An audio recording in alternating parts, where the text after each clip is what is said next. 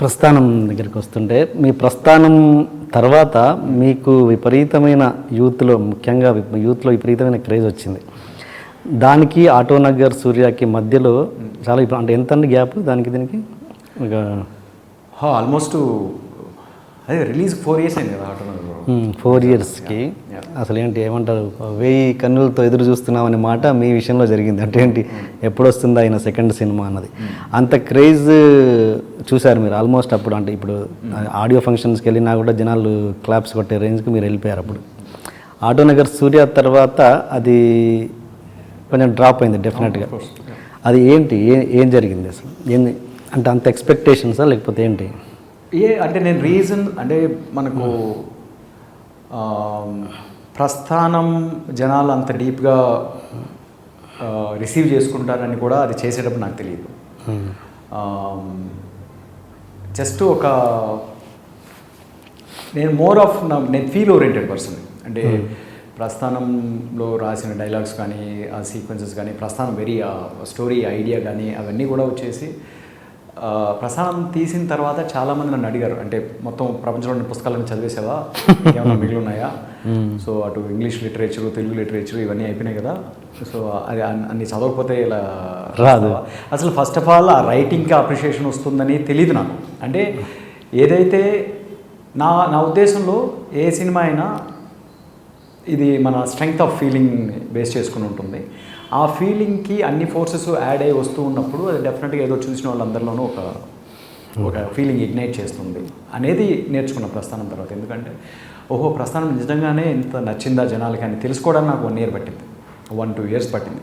In fact ప్రస్థానాన్ని ఎలా correct చేయాలనే మైండ్ సెట్లో ఉన్నాను నేను ఇది ఆటోనగర్ రాసినప్పుడు కూడా. మీనింగ్ ఇంకొంచెం మనం మరీ అంత అబ్జార్బ్డ్గా క్యారెక్టర్స్ ఉండకుండా కొంచెం లూజన్ అప్ చేయాలేమో, కొంచెం స్టోరీ టెల్లింగ్ మూడ్ని మనం కొద్దిగా లూజన్ అప్ చేసి ఎక్కువ క్యారెక్టర్స్ ఇంటిగ్రిటీ వీటి గురించి ఆలోచించకుండా అనేది ఆ ప్రాసెస్లో రాసిందే ఆటోనగర్ సూర్య. బ్రహ్మానందం ట్రాక్ అని కొన్ని ఫోర్స్డ్ క్యారెక్టర్స్ పెట్టుకోవడం అనేది. బట్ ఎవెన్చువల్గా మళ్ళీ ఏమవుతుందంటే ఆటోనగర్ సూర్య మొత్తం తీసి బయటకు వచ్చిన తర్వాత అవును కదా నేను జెన్యూన్గా రాసుకున్న సోల్తో రాసుకున్న సీన్స్ స్ట్రాంగ్గా సోల్ఫుల్గా కనిపిస్తున్నాయి ఆడియన్స్కి. ఏదైతే నేను బయట వాళ్ళ కోసం చేస్తున్నానో అది ఆటోమేటిక్గా ఈ మూడ్ను కూడా చెడుతుంది కదా, ఇది కూడా తప్పే కదా అని. అంటే సినిమా విషయంలో ఏది రైట్ ఏది రాంగ్ అని మనం తెలుసుకోలేకపోతున్నాం. అది కంటిన్యూస్గా ఇవాళకి మణిరత్నం లాంటి వాళ్ళైనా రామ్ గోపాల్ లాంటి అంత అచీవర్స్ కూడా ఏంటంటే వాళ్ళు కూడా థియేటర్లో కనెక్ట్ కాలేని సినిమా తీస్తున్నారంటే విషయం ఏంటంటే మనకు తెలియదు. మనం ఏదైతే ఫీల్ అవుతామో దాన్ని పూర్తిగా నమ్మి దాన్ని నమ్మే వాళ్ళతో టీమప్ అయ్యి ఒక ప్రయాణంలాగా చేయడమే cinema. At the end of the day దాని రిజల్ట్ మన చేతిలో ఉండదు. సో అలా మీరు అన్నట్లు ప్రస్థానం తర్వాత వచ్చిన అటెన్షను హై ప్రస్థానం చేసేటప్పుడు ఎక్స్పెక్ట్ చేయలేదు. అండ్ ఆటోనగర్ సూర్య తర్వాత వచ్చిన డ్రాప్ కూడా అది చేసేటప్పుడు నేను ఎక్స్పెక్ట్ చేయలేదు. ఇన్ఫ్యాక్ట్ ఆటోనగర్ సూర్య స్క్రిప్ట్ అనేది ప్రస్థానం కల్లా చాలా స్ట్రాంగ్ అండ్ ఇంపార్టెంట్ స్క్రిప్ట్ అని నమ్మాను నేను.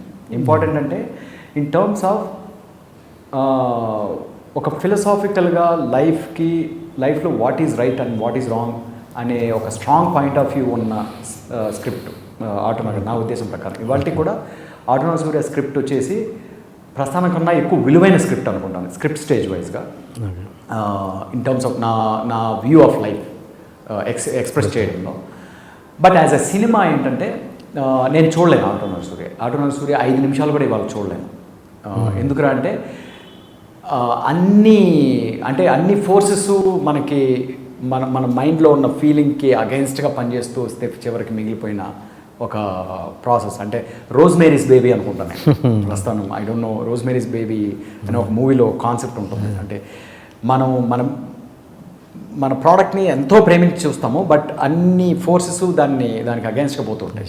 అండ్ ప్రస్థానం అనేది ఏంటంటే మోర్ ఆఫ్ ఆర్టిస్టుల వరకు, నా యూనిట్, నా టెక్నీషియన్స్ వరకు అన్నీ దానికి హెల్ప్ అవుతూ వచ్చిన ఒక సినిమా. ఎందుకంటే అందరూ కనెక్ట్ అవుతూ దాన్ని ఏదో కొంత యాడ్ చేస్తూ వచ్చారు దీనికి. ఇక్కడ మెయిన్గా ఫైనాన్షియల్ స్ట్రెస్, టైము ఎప్పుడు ఏం జరుగుతుందో తెలియదు, ఇవాళ షూటింగ్ ఉంటుందా లేదా తెలియదు. ఆటోనగర్ సూర్య దాని గురించి మనం తర్వాత మాట్లాడదాం. Okay, so did I answer your question? అంటే అంటే ప్రస్థానం అప్పుడు వచ్చిన అటెన్షన్ నేను ఎక్స్పెక్ట్ చేసి చేయలేదు. ఒక కథ ఒక ఫీల్ తోటి రాసి తీసింది ప్రస్థానం. సేమ్ థింగ్ అది ఆటోనగర్తో జరిగింది, ఆ తర్వాత అదే జరిగింది. బట్ ఏంటంటే ఆ డ్రాప్ అనేది నేను ఎక్స్పెక్ట్ చేయలేదు. అక్కడ ప్రస్థానం అప్పుడు వచ్చిన అటెన్షన్ కూడా నేను ఎక్స్పెక్ట్ చేయలేదు. సో అదే జరుగుతుంది. నెక్స్ట్ సినిమా కూడా ఏంటంటే నేను నమ్మింది చేయగలను. సో దాంతో ఏం జరుగుతుందో కూడా నా చేతిలో ఉంటుంది. Okay. Hi, You are watching iDream Media. Please subscribe for more videos.